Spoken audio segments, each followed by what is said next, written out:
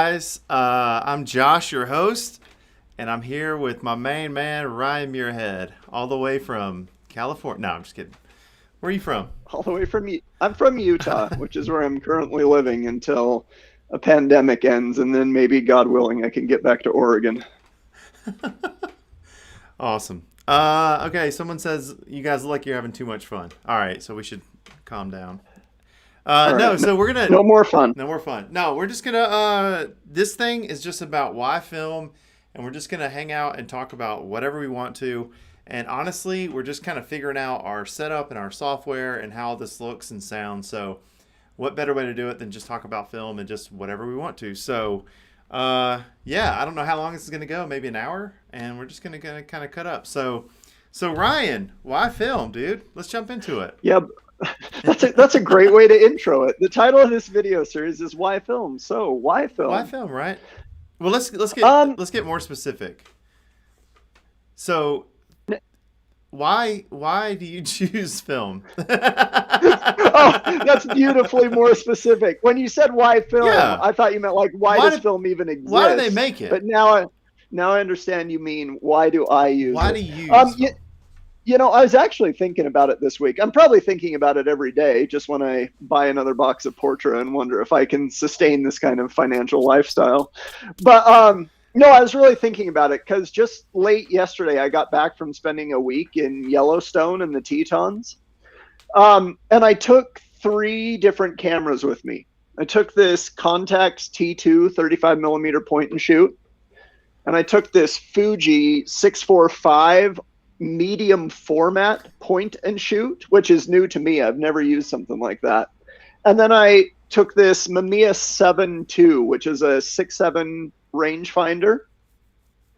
Um, and I don't know that I chose what I brought that carefully this time, but as we'd go out for the day and I'd grab one camera or two cameras or all three cameras, I really got the chance to reflect on that. I think one of the ways film is most different from digital, other than every single way, is that you can kind of choose the kind of shooting experience you want to have, and you can work backwards towards selecting a camera. That when I was shooting digital, it was like, well, grab your Canon 5D Mark II and your 24 to 70 lens and go try to make something. And the gear wasn't really reflective of the type of experience I was trying to have. And just for example, like while I was out this week in Yellowstone, it was Father's Day and I was with, my brother and one of my sisters.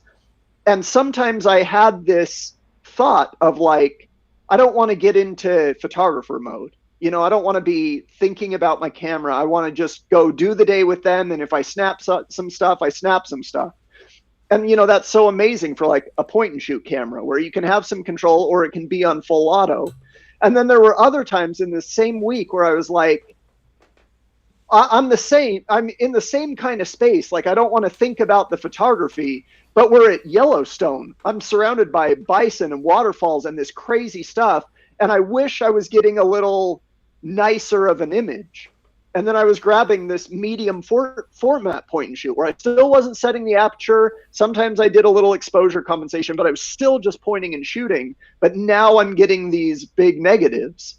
And then sometimes I was like, no, we're going somewhere amazing in amazing light.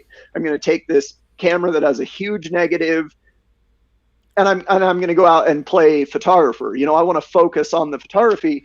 And I thought, how cool in the film world that you have these options of not just I'm out with my gear, to even specifically say I want to have this kind of experience photographing today, and because of that I'm going to take this Leica. This Leica, I'm saying this for Ben Chase. I think he's watching and mad I haven't shown a Leica. So I'm or Heish, sorry. I give him a shout out and say his name wrong. This, or I'm going to go with my go-to camera where I feel most comfortable using it, this Pentax 672. Or I'm going to deliberately today take a camera I'm not very good at using. Something where I really have to slow down. Or I'm going to shoot square, something I'm awful at, to put myself so much into I really got to pay attention to these cameras and how they work today. And I don't know. I mean, that was kind of a weird long intro answer, but I really thought about that on the trip of like, I love working in a medium where if I want to, I can say, I want to work like this today. And then I pick a unique tool to force myself to work like that, as opposed to just being on my Canon 5D Mark II and be like, well, I'm not going to look at the screen today, or I'm going to try and slow down, or I'm going to set my zoom lens to just one focal length, because I'm not that disciplined and I never have been. So I love gear forcing me into working a certain way. Man, that's a great like way to look at it. And I think most of us like consciously make those choices, but we don't really think of it in that manner. Like when I'm at home and I'm hanging out with my kids, of course I'm going to use my M6, my Leica M6, because I can just throw it on. It's quick, it's easy. I don't have a point and shoot. I don't know that world. But I'm not going to pull out an RZ67 to like go to the pumpkin patch with my kids because I'm playing photographer, man. And me and Jackie were actually just talking about this the other day. It's like when since we do this for like work, you know, like if I'm shooting a wedding every Saturday, when I'm at home, the last thing I want to do is have a huge camera around my neck. So it's like that is a great point about film. It's like there's so many options. I mean, you could even go as simple as like those little underwater 35 point and shoot, those little $30, well now they're not $30, they were $30, but yeah, just like take a few and set it down. Actually, just a friend of mine was like, oh, I want to kind of shoot film, and she's a neighbor of mine, and we became pretty close friends. And I said, hey, take one of my AE1 and just learn. She has a 5D, you know, and she's like, yeah, I shoot the 5D all the time, it's fine. But when she shot the AE1, she's like, this is like a whole new thing for me. And like first roll of film, she just got back and she already wanted to print one. I printed one for her. She's already like pumped on it because of the experience she had with that. But yeah, that's a great point, is you can kind of pick and choose your choose your Sorry, she was journey. crying. No, it's all good. But yeah, that's a great point. And same thing with formats, like 35 or medium format. It's the same thing. It's like, do I need a 6.7 negative? You know, do I need that for this? But how do you feel about that point and shoot 645? Well, I mean, to be totally fair, I'm only into like 2 weeks of owning it. I got like 4 or 5 rolls back from you guys just the day before I left, the same day I left to Yellowstone.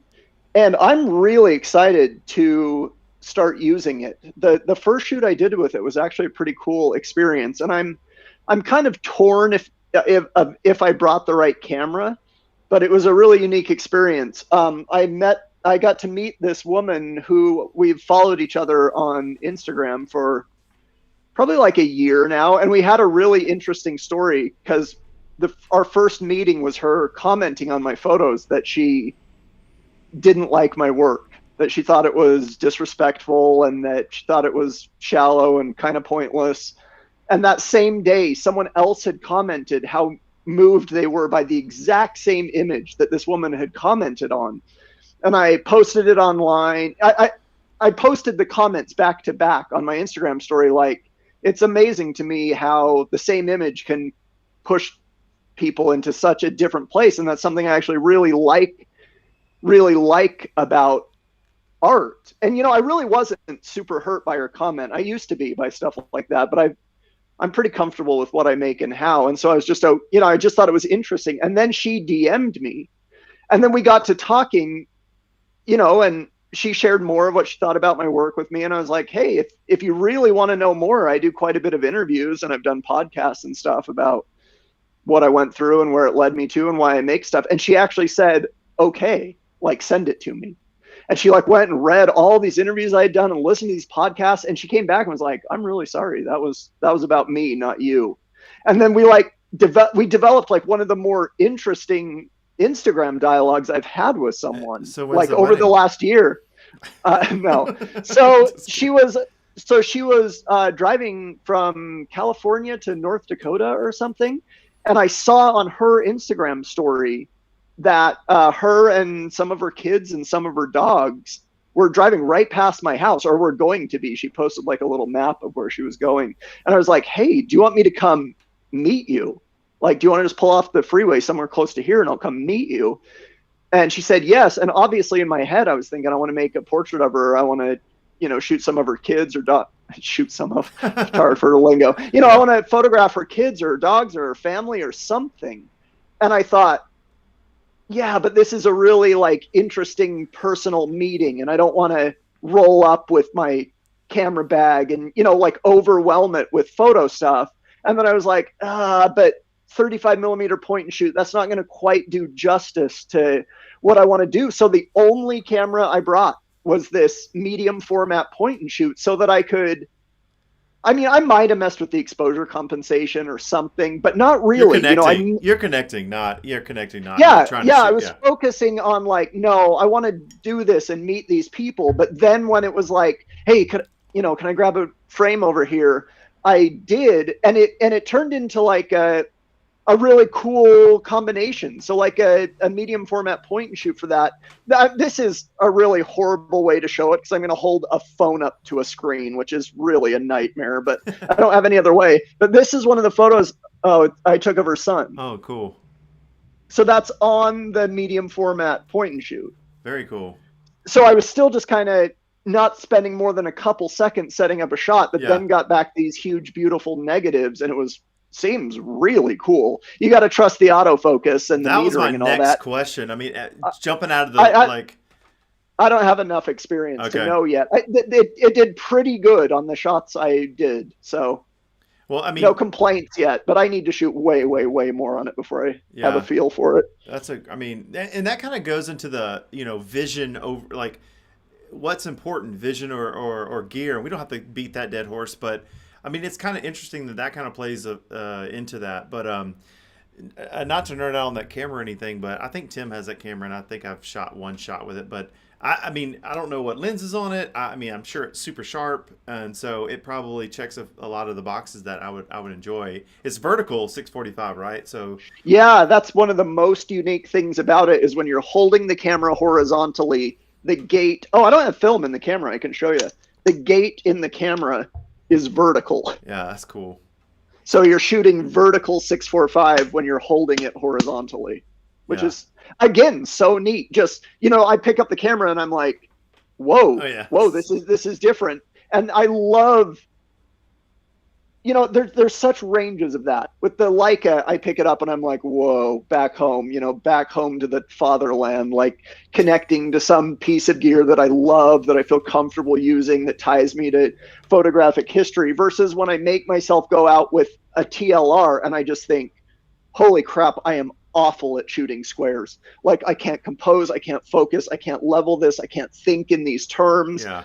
And the shot of the guy holding his son in Portland, I made that on a TLR, and it's in my like top 10 images I've ever made. But that experience was also kind of defined by like, holy cow, I'm not even close to comfortable with the gear I'm using. And not that that's better or worse, but it definitely gave the experience like a whole different dynamic. Yeah, that's a good point. Wow. Yeah, I mean, gear does play a big part. I mean, I hate to say it, but I mean, it is there's a reason why there's different cameras. Gear plays a big part in how we shoot and why we want to shoot and the things that we shoot. And I took a Hasselblad 501 to a wedding, and it was tricky for a minute. It took me a second to kind of get my bearings with it, but I took some pretty cool stuff with it, But yeah, square is pretty difficult. Yeah, tricky. I don't think we need to be so afraid as photographers as being like the gear is really important, especially in film. Because like I've just been saying, the kind of work I make based on the camera I'm using is actually substantially different. I mean, it's still me and I still interact the same, but the way I shoot a rangefinder versus the way I shoot an SLR is actually different. So I don't think we need to be afraid of saying, yeah, this gear can define the kind of, not define, but it can greatly influence the kind of work I'm going to make today. For me, the number one example of that is proximity. When I'm shooting a rangefinder like the Leica, the closest you can get is 3 feet. And when I pick up a camera like the Pentax and the 75 that has the ability to focus at like 4 inches, I just do it. Then all of a sudden we're just face to face for hours, and that drastically changes the feel of the kind of work getting made that day. Yeah. That's true, man. Like the experience with each camera is completely different, and how you shoot and the purpose of it. Like for instance, I'm going to go shoot a house this week, right? So I have time. I have a tripod. I'm going to use an RZ because I want the biggest negative possible and the Yeah. sharpest image possible. I'm not going to shoot a AE1 on that. It's not going to. It doesn't really make sense. Although I could, and it'd be fine. But that's not what the vision is. The vision is to have the clearest, sharpest, best 6.7 shot I can.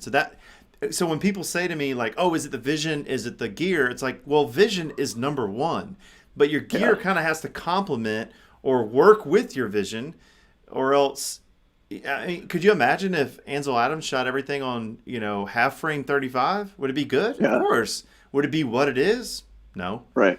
So Yeah, and it doesn't have to be that that's tied to price, because I had a solo gallery show at the Leica Gallery, and I had images in that show that I took on camera and lens combinations that were $12,000, and my number one, I don't know, I can't say number one, but I mean maybe one of the most important images to me in the show, this self-portrait I did with my friend Rachel. This was shot on a $5 point and shoot from a thrift store. So, I mean, just because the gear is really important doesn't mean it's tied to the amount of oh, cost. oh, right, absolutely, absolutely. I mean, actually, when we were at that workshop, you were there. You just grabbed the Canon A1 out of my hand and was like, you shot a couple of girls that were standing there just real quick, and you were like talking to them. You're just like, see, it doesn't matter. What this is like $100 camera. Well, now it's like a $250 camera, but yeah, you're like it doesn't really matter, and it's true. It like doesn't really matter. And that's the beauty of not just film but like any art form, is it doesn't really matter. It's and like that whole thing, like Picasso was painting something and it took him like 5 minutes or like a minute, and someone was like, I'm not paying you 100 grand for that. He's like, it took me 30 years to learn how to do that in a minute. So that Yeah. that plays into too. It's like once you're kind of good with something, you can kind of do whatever. You can shoot the point and shoots and make it good. You can shoot the AE1s. You can shoot whatever and make it awesome. You're gonna have the learning curves with it, but I mean, you're gonna have you know what light is and you know what images you want to take. So it's just a different tool. It's no big deal. Agree. But It's I about, love cameras. I do too, because it's once you tackle the bigger issue of having something to say and a way you want to say it, it's so amazing to branch into tools that make it look so different. Like this photo on my wall is of Bert McCracken of the Used on a 4x5 camera. And, on roll film, that was not going to look like that. I mean, not that showing it over YouTube's the Right. best way to show you what 4x5 looks like, but I mean, it's just, this was such a unique tool to use to try and say something, because here, I probably got it in my closet. Oh, crap. Where is it? Hold on. I want to grab it because it's actually such a unique thing to show. I took, I made the shot of him on a 70-year-old camera with a projector lens mounted on it that you look down into the camera to even shoot. And it was just such a crazy setup to even try and set up the shot. And then the depth of 4x5. And, we made 2 frames, maybe 3 Right. in the entire shoot. And I love having the option to grab something that's going to be like, whoa, this is going to greatly affect the experience we're about to have photographing. Oh, for sure. Is that one of the Brothers Wright ones that they kind of built or whatever? No, Didn't they it's a build some of Graphic those? It's a Graphic Super D with a Kodak projector lens with a Oh, custom yeah. lens board to put it on. But whatever, I Nice. feel like I just said the same thing like 4 times in a row, so maybe we can answer a different question or something. Yeah, yeah. Okay, I got a question for you. It just Okay. came in. It says, "What is Ryan's creative process? What does he do when he's feeling uninspired?" So, what do you do when you're just like, man, I don't even want to shoot? Don't shoot. Man, yeah, probably. And I'm not proud of that answer. I'm really, really easily swayed by my emotions. And when I don't want to shoot, I get into a funk of not shooting. I'm not the best at like gung-hoing myself into action. But I am pretty good about when I want to shoot, of trying to think of how to make it personally meaningful to me. So I mean, maybe I can answer that for the creative process. Like these self-portraits that I did with my friend Rachel, this was the end of probably the most I've ever thought through something I wanted to make. So maybe that's a good way of answering it for the creative process. I've shot lots of pretty pictures of lots of pretty people, and I like doing it. I think I'm respectful working with people. I think the images have depth and feeling to them, and I'm proud of them. But I really got thinking about working in the terms of, would I do for someone else what I'm hoping people will do for me photographically? You know, because as I wanted to convey emotion, I wanted to convey more of it. And I wanted it to be more intense and more personal and more meaningful and happier and sadder and scarier and more inspiring and more confusing. You know, I wanted like more intimacy and more depth and more emotion and more access to unique personal situations. And when I started to think about it, the way I wanted it was, I want someone else to do that for me, and I want to take it, or I want to take pictures of it, and in that way I want to take it. And I thought, like, you know, would you do that for someone else? And I thought, well, no, that sounds kind of scary or awful or personal or naked or vulnerable, you know, like, yeah, I'd rather not. And just that realization was kind of like, wow, okay, that's probably worth thinking about. And so the more I thought about it, I thought, like, you should come up with the scariest shoot you could possibly do for you. For you, what would freak you out the most? And it evolved into this thing of, like, you know, I've done a lot of work with bodies and nudity and growing up religious and that not working out very well, and guilt and shame, it all played into it. And I thought, like, well, would you pose nude for a photo? And I thought, like, no. I was like, oh, okay, that's on the table. And like, are you comfortable around other people naked? And I was like, no. And I was like, all right, that's part of it. And then I thought, like, and then this weird last step was like, how much of my self-esteem, or how much of me feeling worth working with, is because I know I'm good at photography, that I know I can approach someone and say, hey, do you want to work on this thing? And you should, because have you seen my work? It's beautiful. And that if I took that element of, I know we're going to get beautiful images away, where would I be coming from? And I was like, I'd be terrified. I'd be terrified to say, will you work on this really challenging personal thing for me? And the photos might be terrible. And I was like, okay, that's part of it too. And so the way I solved that for myself was, I got a $5 camera from a thrift store. Honestly, $5, plastic lens, something unimpressive. And I taped it. Well, for some of them it was on a tripod, but for the one I just showed, I taped it to the ceiling. And then I put Cinestill 50 speed film in the camera, so that I knew in a dark room and on full auto, it's going to need like a 4-second exposure to even make the images. And then I said, you know, and then I asked Rachel, because we had worked together so much and we had so much trust, I was like, this is the thing I want to do. I want to take nude self-portraits together, and I'm going to set the camera up like this, and each exposure is going to take like 4 seconds. And in those 4 seconds, I want to just try and be whatever we're going to be. And you know, what's a 4-second exposure on film going to look like when you're moving around? I don't know. We'll find out. We'll find out. So then it also removed this, like, I know these are going to be amazing from it. And so I had to do the hardest, most personal, most scary shoot I could imagine. And at the end of 2 hours, I had to turn to her and say, like, I have no idea if any of those are going to work. Wow.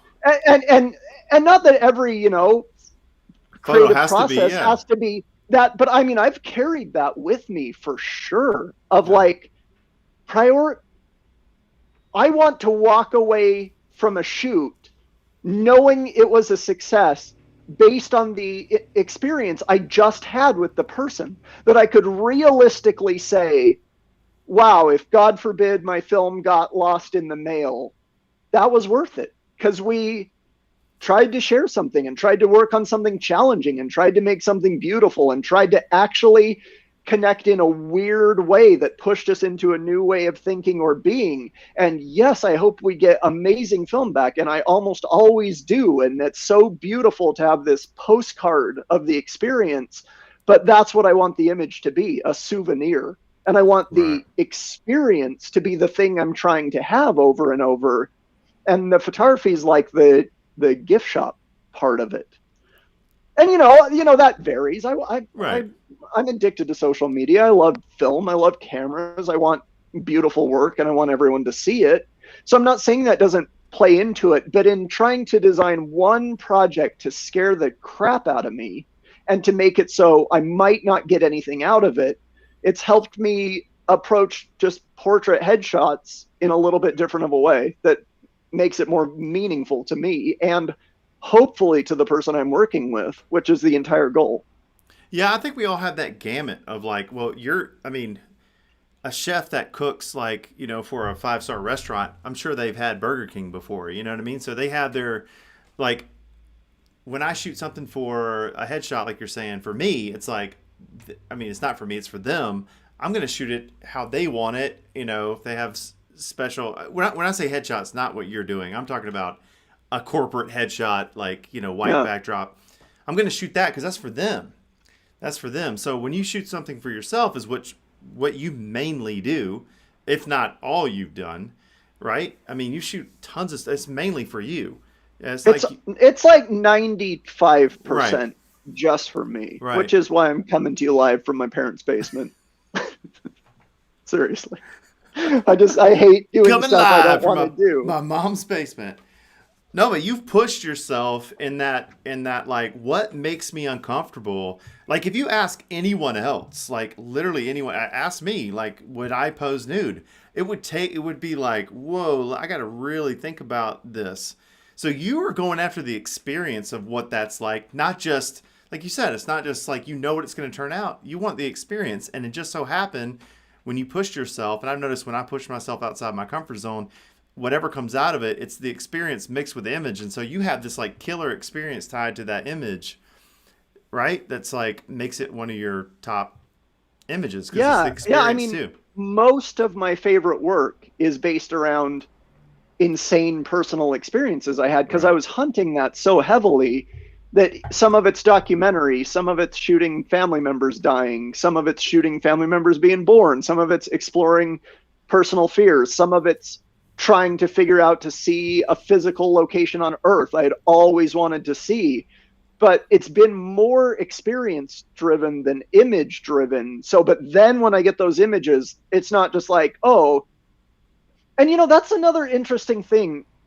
Sometimes I think it sounds conceited or comes off wrong, but a lot of people say like, oh, it's so hard to like your own work, or I hate my work, and I definitely have elements of that. But when I started to identify, like, I want to have an experience that makes me feel this way, and I want to take pictures of it.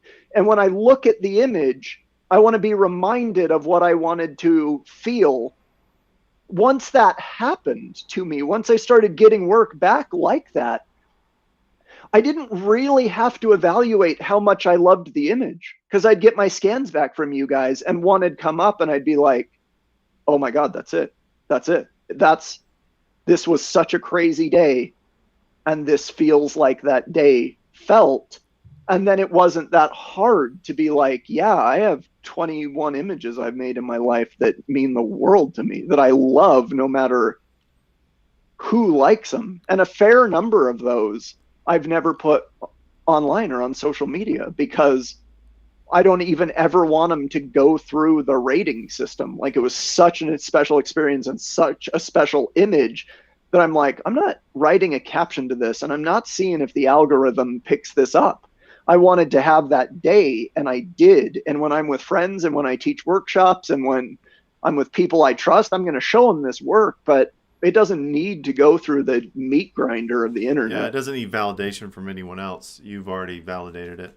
And, Yeah. And that's a special, cool experience right. because I've made some photographic images that are some of my favorite photographic images I've ever seen, counting everyone's work, because they're that personal and that's not that boastful. Your parents' wedding album is probably some of the most significant emotional photography you've ever seen in your entire life. And maybe the photographer was terrible. Right.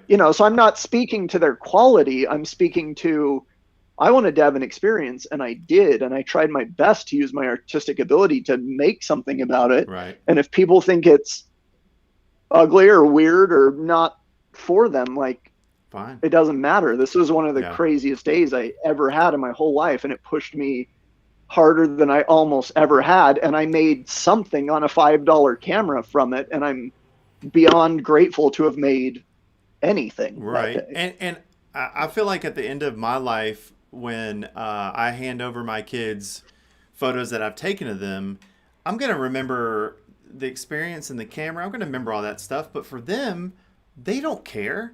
They don't even know. They might not even know unless one of my kids become a photographer. They're going to be like, oh my gosh, dad took the time to do this, And so my goal with my same kind of thing, but for me personally, like my kids' photos of their childhood, because my mom gave me one of mine, and it's like this little book, and she only gave it to me like, this is only like 10 years ago, and has all these snapshots, like with a crappy 110 camera of my childhood, and it means so much to me. So I want to like elevate that. I want to push that, and so when they get these 16 by 20s or 11 by 14s of their childhood, they'll be like, oh my God, my dad did love me. Yeah. And they don't care about what it's shot on. They don't even care if it's film or digital. And some of them are going to be from my iPhone. I have photos of my iPhone that I'm like, never delete that, print that now. So Yeah. and so I totally feel what you're saying. But for you, it's like you're pushing your artistic like vision to a new level from your own comfort. Like you're looking back at yourself saying, what would I do? What could I do? Not knowing what it's going to turn out to be. And I think that's beautiful. And that image speaks, highly of a couple things. One is just your ability as a photographer, but two, to put yourself in those situations. A lot of people aren't going to put themselves in that situation. Like, Well, I don't most of the time. Right, That's but best you case did. scenario. But I like knowing that it's possible. And that pushing yourself like that is huge. So I'm not going to say any names, but I helped out with this photographer doing like a mini workshop. And this person was shooting a digital, just a 5D Mark II or whatever it was. And they were shooting this scene. It was for a workshop, so a bunch of people were around. And I was like, this person had known I shot film. And I said, hey, like, I had my H1 all set up. It was all metered and everything. I said, hey, just shoot this. It's already set up. The metering's done. All you have to do is look and pull the trigger. Just look at the image you want and just push the shutter. That's all you got to do. And they were like, no. Not even, no way. I was like, why? And I was thrown off by that. I was like, why won't you just grab the camera? Just stand there. I'll replace your 5D with this, film camera. And they were so freaked out. I was like, okay. So I've been thinking about this for nearly a decade. I'm like, why were they so scared? What were they worried that those images were going to go from our lab to like internet? And were they scared to fail? Why were they scared to fail? Why were they scared to fail? Why were they so scared for it not to work out?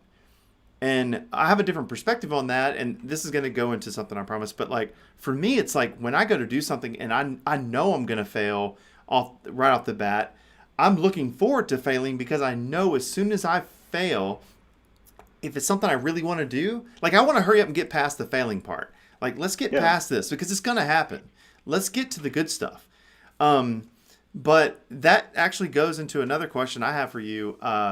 Is what me and Kim talk about this quite frequently. What in our childhood or just in general gave us confidence to do anything?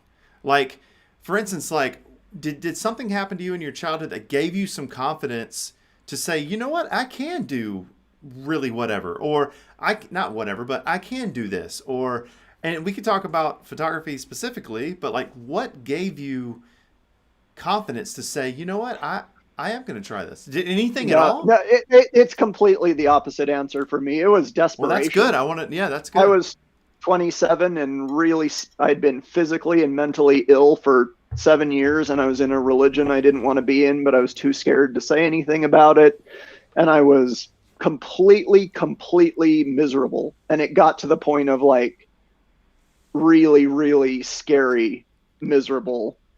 And I needed to make something, but I don't even think I knew I needed to make something. And a friend who was kind of clued in to what was going on told me like, you got to get it out. And I was like, and she sort of meant artistically. And I was like, well, I don't have any artistic ability. And So she you weren't basically, always creative as a okay. no. And I mean, she basically said like, cameras aren't that hard. It was a Canon 10D at the time, but she was like, there's a green box. You can just turn it on and set it to the box and it's going to make something. And kind of pushed me to do it. And I shot her for my very first shoot. And then she like printed them out and showed them to people and showed them to me and was like, look, this isn't that hard. And don't you feel something looking at this?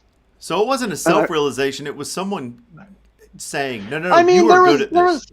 There was some self in it. Right. I mean, it snowballed really quickly, right. but it was it was a little push to be like, and I mean, that's what's so amazing about photography. You can get really into it, and it's really hard to go from, it's medium hard to go from bad to good, and it's almost impossible to go from good to great.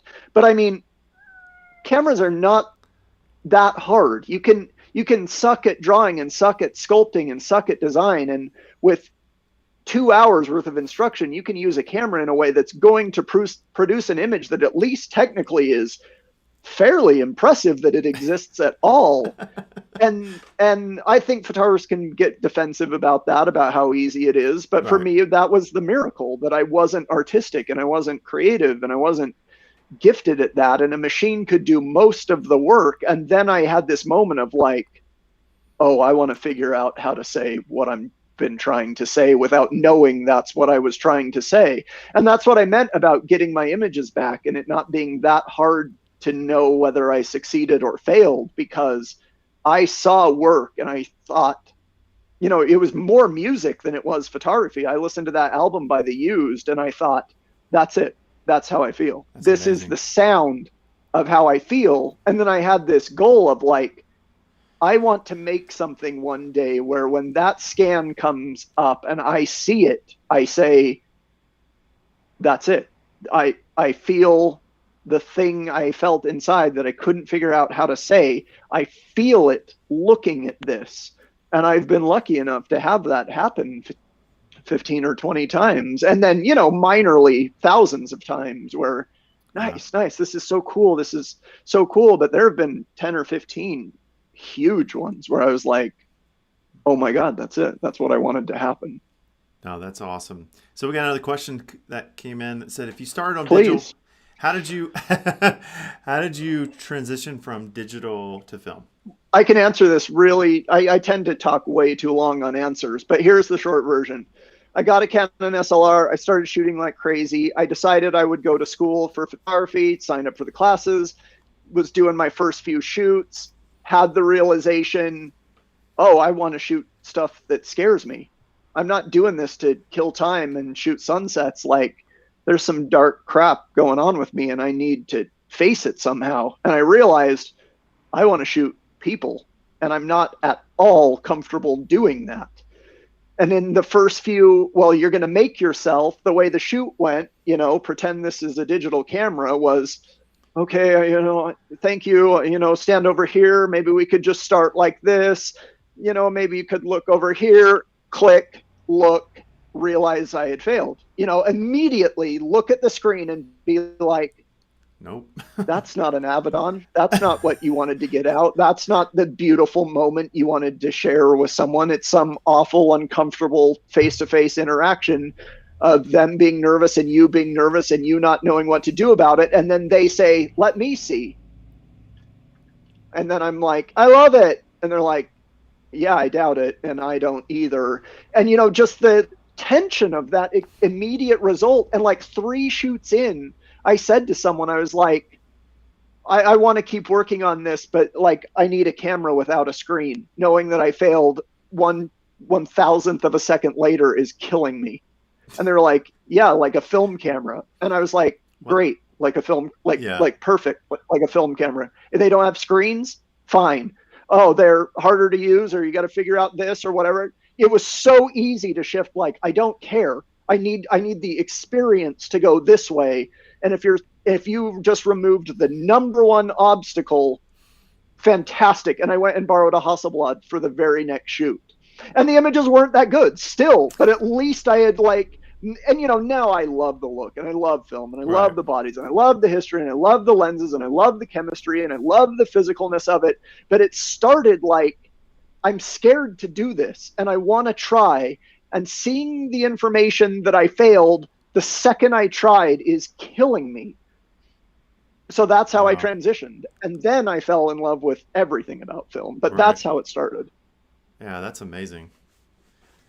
So your first shoot, I know you talk about it in your class. I don't know if it ruin anything, but in your course. But I mean, did that scare the living crap out of you? The first one? Kind of, but not. Were you excited, or were you? I think no is a better answer, because you know what I said? Like, I didn't get started by inspiration. I got started by desperation. Right. And when she was like, you're going to photograph me, we're going to go shoot it on this movie set at lunch, and it'll already be lit, and you don't have to figure it out. I was desperate enough to be like, I really do need to try something. Awesome. And I already felt so low. There wasn't much of a worse place to go. And so I just went and did it. And I talk about that all the time, that there is no greater doorway towards making something you love than actually having freedom to fail. Right. And we almost never have that now. And I've had several, like the shoot with Rachel, and I shot this amazing dancer, Emma, where I shot expired film, and we were both in motion. And I literally walked away from the shoot like, wow, that might not have worked at all. Yeah. And that's where I made my number one favorite image of my whole life. And I haven't put it on social media, but from a shoot where I shouldn't say literally like that. That's a terrible little soundbite, but from a shoot where I actually walked away from it thinking we might not have got anything. And, and those are the stories where my favorite images came from, because you occupy a different space. Just like I was talking about the first shoot, when I have I'm shooting digital, I'm looking at them thinking, well, these are awful. That's one headspace. And when I shot with the Hasselblad the next shoot, and to be fair, they're not very good. I didn't do, it wasn't magic. I didn't do a whole lot better. But while I was sitting there in front of my friend shooting, I wasn't looking at the images, and they didn't ask to see them. So the whole time we were just doing this thing, and I walked away from it being like, that was a way better shoot. That was a way better, not shoot, that was a way better experience. Right. I stayed with me, and I stayed with them the whole time, because there was nowhere else to go. Yeah, your experience with like your connection to your camera and your experience shooting is completely different than like most photographers, I would say, that I've met. Most photographers I've met. Most people are like, man, I got this cool camera, and I want to learn the dials, and I want to learn what all this does. Well, for me, it's like technical first, and then worry about where you're going to shoot second. For you, it was like you needed an experience. You needed something to get you out of what you were in, and that just happened to be the gateway or the I had some really cool people give me some really important advice. I only paid to go to one workshop ever. It was someone who shot models, and their work was it was Tanya Lippert, and her work was really emotional, and she had all this like shots of models, but like I was looking at them being like, whoa, I feel something looking at all of these. And to be fair, I went, and one of the very first realizations was like, oh crap, her work looks like it does because it's her, and I'm never going to be that. But and to be fair, I wouldn't want to work how she works now. And I'm not saying it wasn't an awesome workshop, it was, but all the things she was going to teach about how she was going to do it, I almost in 10 seconds, I knew like, oh, this isn't helpful. Right. But the one thing she did do, and it kind of embarrassed me, she gave us a little assignment, there's like an emotion on the card, and go take your model and go make a picture of that. And I'm never going to perform under those circumstances. Right. Even now, I never would. But as I got my thing and I was setting up a shot, she walked over and I had my camera like this, and I was pointing it at the model, and she walked over and she said, "Are you about to take the thing you want to share with everybody? Is this it? Does this look and feel like what you want it to be?" And I was like, "No." And she was like, "Why do you have your camera up? Your camera's for taking the pictures of the thing you want it to be." And I was like, "I have it up because I am scared, because I do not have confidence in what I'm doing. And look, now they can't even see me." I mean, like, I pretty Wow. quickly had that realization, and just that thought of like, you have an idea in your head of this experience you want to share, and it's hard to get there. So the safest thing to do is to hide back here behind. And I'm not speaking for everybody. I was just speaking for a realization I had for myself of like, do the thing, be the thing you want it to be there with the person having the experience you want to have. And then when it's there, it's not very far away to go, hold on, I have to focus. Right. Right. Click, click. Yeah, I got it because it was actually there. And so that realization that I took away from that was huge. Like, I mean, that's wow. a crazy lesson, man, especially to be learned in that way. Because, I mean, also, that's a vulnerable place to be. I mean, to someone to hand you a card and say, "Go take this," it's like, for me, it has to have more meaning than that. But I know it's a workshop. It's like a lesson. It's like a little class or whatever, a little exercise. But I don't think a Yeah, lot of and people could. the way I've kind of morphed that when I teach is I'm like, I'm not going to tell people to do that exercise because I would never get something good doing that. But I have started to say, like, okay, pair up. You're all good photographers. You know what light looks like. You know what a 50 millimeter lens looks like. You know how to make a nice looking headshot. No one here would embarrass themselves trying to say, like, just take a picture of someone's face in good light. So that's all I want you to do. You hope you look good in a picture, and you hope the photographer is nice to you, and vice versa. So go have that experience. No cameras. Go set up that portrait and Wow. go through all the motions, and just come back and tell me about it. And just the, like, and not creative, not amaze us, not set up a cool shot, like stand face to face and make a portrait, and people come back and they're like, holy shit, like I really just stared at the person's face, and then I thought about even the composition and the light, and then the other person was like, I felt so seen, like I was just there with a person, not with a zoom lens. And I'm Wow. like, yeah, exactly. And we didn't even try to express anything. We didn't even try to get creative. We didn't even try to use interesting light. And you just had a medium profound shooting experience of standing 6 feet apart looking at each other's faces. I'm like, yeah, there's something to be explored there. That's And so amazing. I try to shoot like that. Yeah. Anytime I'm got some vision of someone in some vulnerable pose in the light, I always now go act it out for them. Go beautifully express yourself, and when you do, I'll take a picture of it. It's like, what the hell is that? What kind of, that's a firing squad. That's the guys at the WPPI workshop that just make you want to head out in a firing squad. Right. And so I try to think, like, if you've got something in your head, go act it out. And every time I do, I look ridiculous. And they're like, wow, you look silly, but I get it. Or like, okay, you're not going to say, go and sort of physically embarrass yourself if I wouldn't do it first. Right. And it just creates this different exchange of how it's going to go. And I explain, like, I'll get my camera, I have film loaded, and I'm good at metering, and I'm good at light, and I'm fast. And when I think there's something we should start working on capturing, I'll use my cameras. But until that point, let's be here and figure out what that thing actually is. Yeah, that was one of the questions. The next question was, Stevie King wants to know, how do you make creative connections with your subjects? But I think you just kind of answered that. Like this, like Yeah. like talking to you. Right. I say what's on my mind and what I've been thinking and what I've been going through and what I think is interesting about bodies and light and angles and standing there with another person and trying to not embarrass yourself or trying to be willing to embarrass yourself to seeing what happens. And I have this conversation and then we shoot sometimes. And sometimes we'll shoot for hours and sometimes we'll shoot for 2 minutes. Right.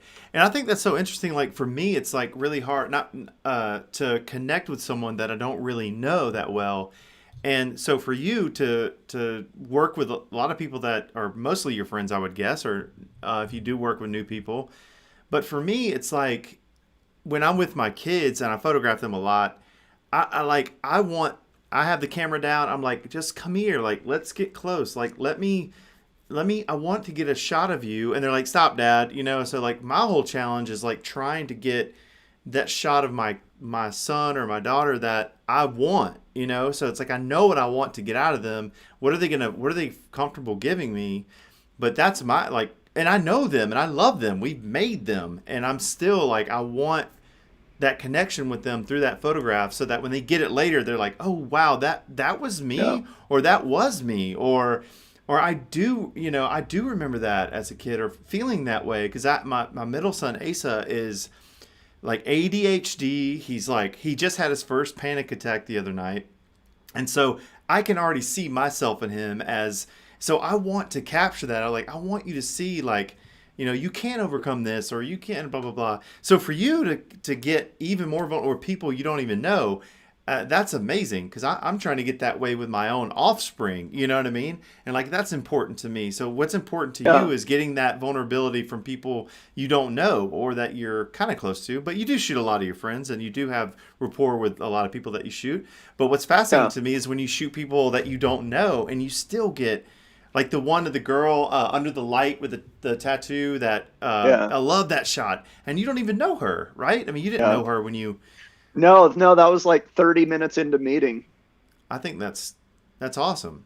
That you can do that and you have that power. And I think that's one of the things that not a lot of people, that's not general. I'm not trying to generalize. I'm just saying photographers in general, if you go to Google and type in photography, you're not finding that. You're finding sunsets. You're finding this kind of thing. So when you find that in an artist, I think it's pretty special. So that's really cool. Do we have any other questions? I'm trying to think where we can go from here. Yeah, I'm happy to just rapid fire answer some questions or whatever. Yeah, it's been trying to get some back support for my 40-year-old back now. Yeah, I have some stupid questions for you. I think this will be stupid and funny.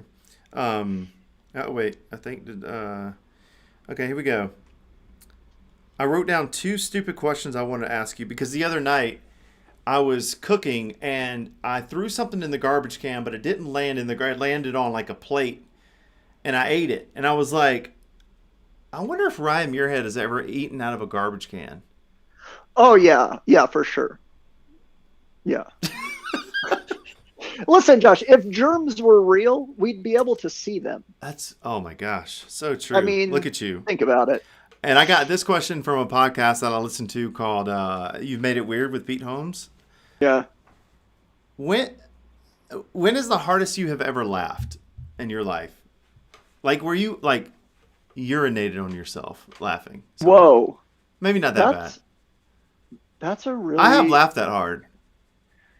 I don't think I can remember my whole life, but I try to keep like a folder of things that actually will like make me laugh out loud. Yeah. Because, reading something amusing or doing that is a really different experience from like when you actually laugh. Yeah. And my favorite, this is not the hardest I've ever laughed in my life, but my go-to things that are going to make me laugh out loud when I'm feeling horrible is one, Bradley Cooper was on the Jimmy Fallon show and he was talking about his new play, The Elephant Man, but they started making each other laugh and they couldn't stop laughing. But he's talking about a guy's life who was like tragic and he was deformed and it was horrible for him, but they can't stop laughing. And it's like 10 minutes long.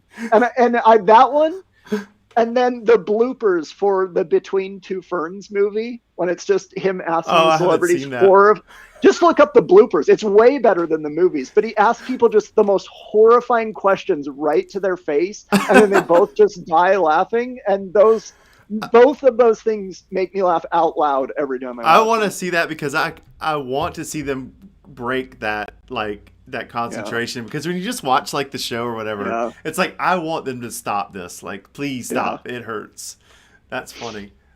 Let's I, see. I don't know how the user submitted questions go. Are there any more I can answer for people? Yeah. They submit to or on YouTube, and then Jackie kind of puts it in here. What meter reading are you getting right now? It's 2.8. Um, Just yeah, kidding. let's see. Well, on the wall behind you, we got a 9. So if I'm at ISO 400, I got like 2.8 out of There you 125th go. on you, and that's Nice. probably what I got on me too. Yep.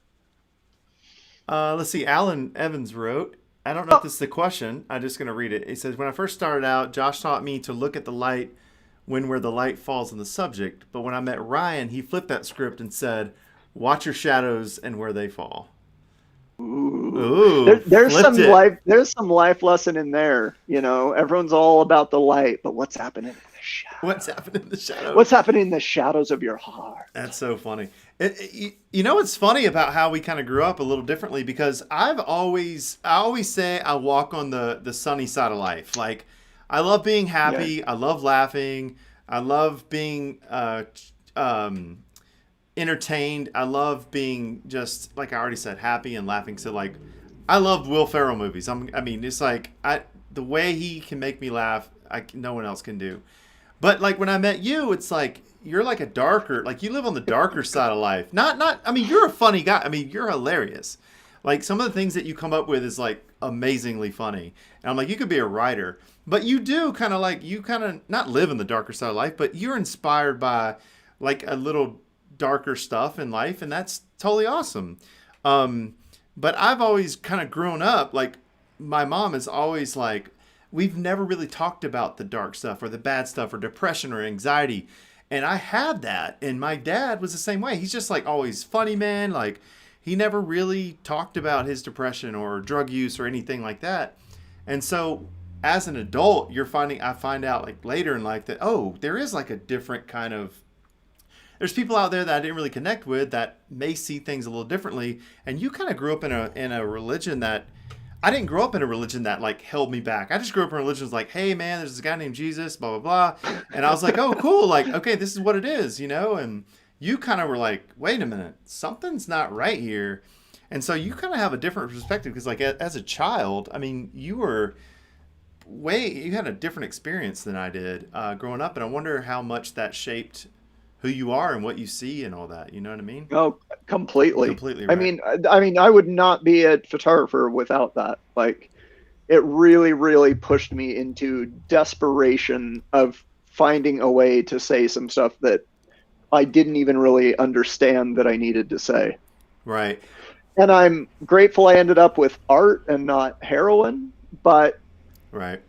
to be honest, if I could not have grown up with that religion and given up whatever I have now, I'd probably take it. You know, it did a lot to my internal state that I'm really not very happy I'm going to spend the rest of my life with. Right. And so And yeah, and that just led to exploration of like, well, who made stuff in great amount of pain and what did that do for them? And that led to, you know, Nirvana and Michelangelo and Van Gogh and this stuff that was hitting me in the like and the used like maybe I don't wish it was this way, but this is probably your palette of expression for making the stuff that's going to mean the most to you. right. Yeah. And it's like every, you know, in our experience in life, you always kind of relate it back to yourself because you are your main reference in life. So I always look at like when you're saying something about you had this crazy childhood, blah, blah, blah. And I had a pretty wild childhood with a father who was a drug addict who sold all of my stuff to buy drugs, you know. And so I had this, but I didn't like lean into that. Like it didn't force me to create or Yeah. even say anything about it. It was just kind of like, oh, my mom was like my savior. She was like, you know, the strong rock in the family. So my, you know, my experience as a kid is like, oh, I have a guy that lives in this house that is my dad, who when I go over there, he's probably going to be high out of his mind. And then I go home where it's safe and it's Right. warm. And I didn't have, like, if both of my parents were messed up like that and I lived with both of them, I would probably have a different experience with confidence. I probably wouldn't have any confidence to do that because they would be so worried about themselves trying to, feed their addiction that I would be left out. My mom was always giving me confidence. That's why I keep kind of going back to the confidence thing. Like, what gives you the confidence to do what you do? And it starts with, well, for me, it started with my mom saying, dude, you can do this. Like, and then one thing led to another. And then I win this art thing. And then, I get in this cool class. And then the band happened and all these things that kind of built me to like, oh, I can do pretty much whatever I really want to do. And but now, as a successful photographer and how awesome you are at it, you have that confidence, right? You do, though. You do. I have a lot of memory of experience that I was able to engage with things and be happy that I did and proud of what I made.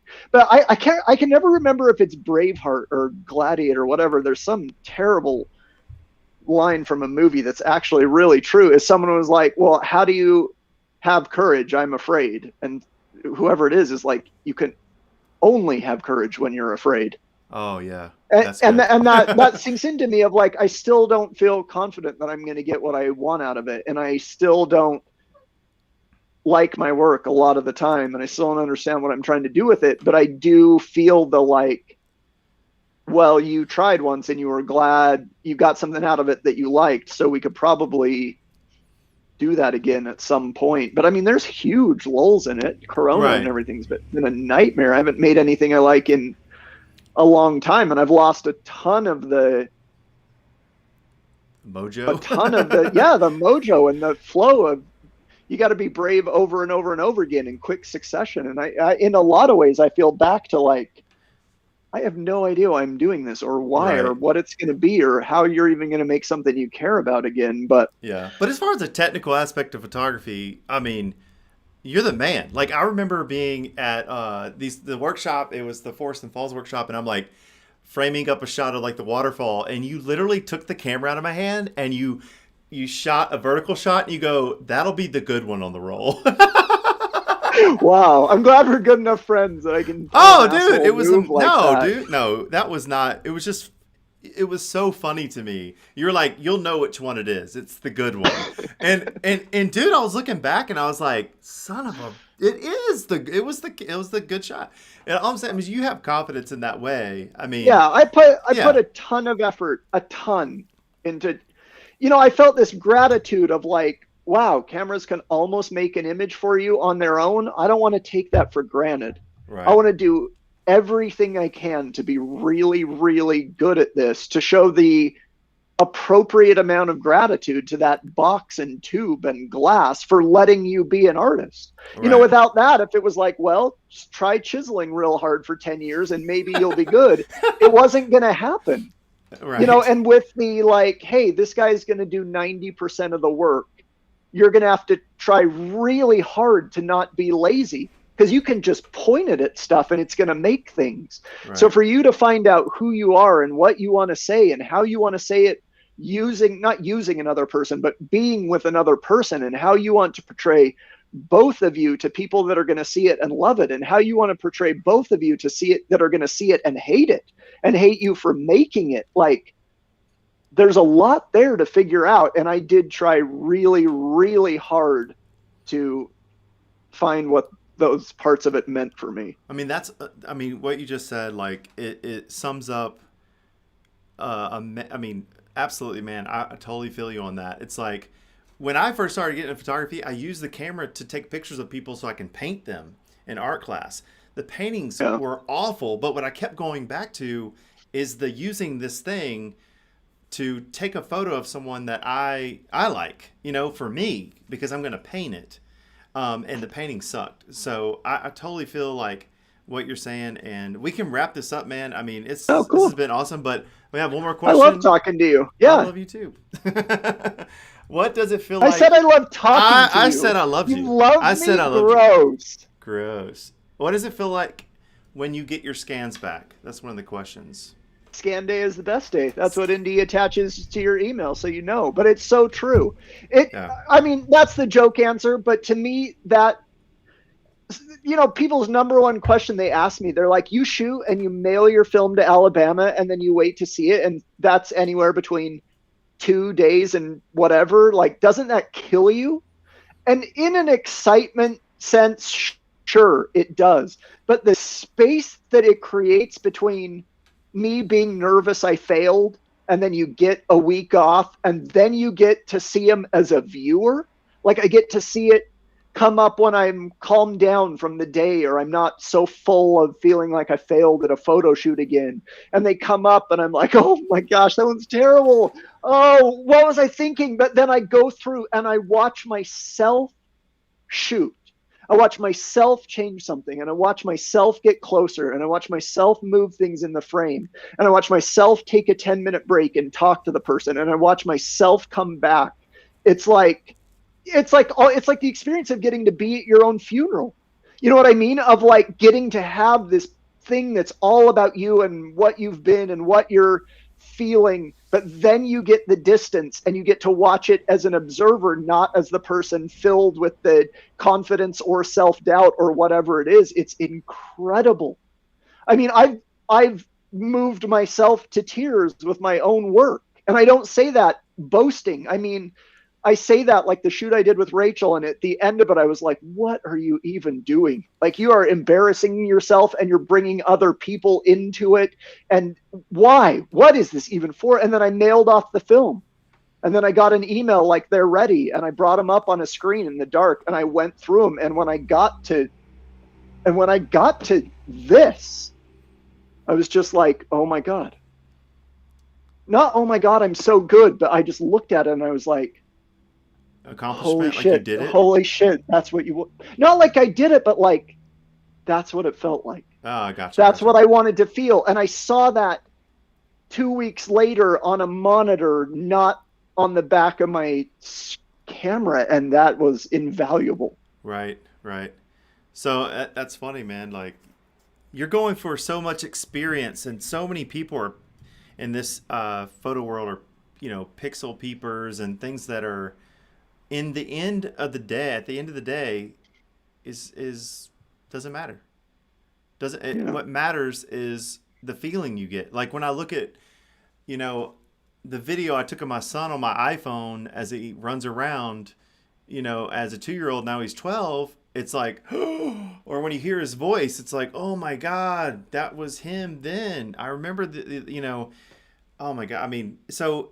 It isn't really about film or digital. It's like, what do you want to feel, and what do you want other people to feel, and how do you want them to feel it? And that's so important. And how are you going to get there? And for me, film and Indie Film Lab's been a huge part of that. Right. I'm really grateful for that. Yeah, and we're grateful for you. And so at the end of the day, what is it? It's how do you want? Is it photography? Is it painting? Is it spoken word? Is it comedy? Is it whatever it is all the feelings that you want someone else to feel, and the way you want them to feel it, and you have found your way to do that, and you're still working on it. So that's, successful. To me, successful is you set a goal and you reach that goal, no matter what it is, and you were there. So and you guys helped me figure out to do that. So fist bumps. Oh, bam. Yeah. Well, dude, this has been fun, and I loved it. It's been about an hour, so I guess we're gonna cut it off. And before we go, is there anything that you want to plug, or anything that you got going on that? Yes, there is something I want to. Oh, whoa! I just hit my head. I paid my favorite painter, Johanna Stickland, to paint an oil painting of me and my cat. Awesome. And I just got it, and it's so incredible. That is cool.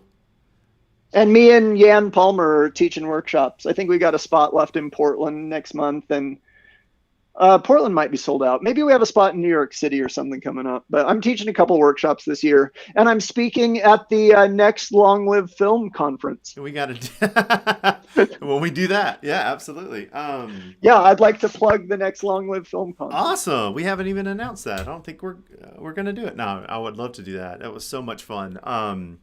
So what dates are you're in New York with Yan? Do you know? I don't know. It's on your July and September. What website can they? What website can they find it at? Yan's website, whatever that is. Just Google Ryan Yan Workshop. You'll get there. Google's amazing. Yeah, it is. They're selling your personal data, but they help you find They help you find like what, natural remedies for anxiety. Fun. Oh yeah, so we got to plug our ongoing series. So this is something that we're going to try to continue to do. And so if you want to join me, I'm going to ask you in front of everybody, but maybe me and you can interview someone, and then like maybe Yeah, that'd be awesome. Yeah, we can talk to some people we don't even know. I'm really excited about talking to people I don't know, so I can be generally like, I mean, I knew a lot about you already, but I learned a lot today, but I would like to learn about people I don't even know. I think that excites me the most because I have no idea what they're going to say at all. At least with you, it's like I kind of got an idea, but so we're going to continue to do this. So keep an eye on this page, and also go to our indiefilmlab.com and sign up for our newsletter because we're gonna spam you with a bunch of spam.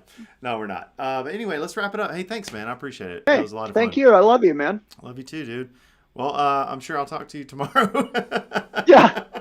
Sure, we'll talk right after this, see if it Exactly. went well. Yeah, exactly. All right, dude. Hey. Thank you so much, man. That was awesome. Adios. All right, man.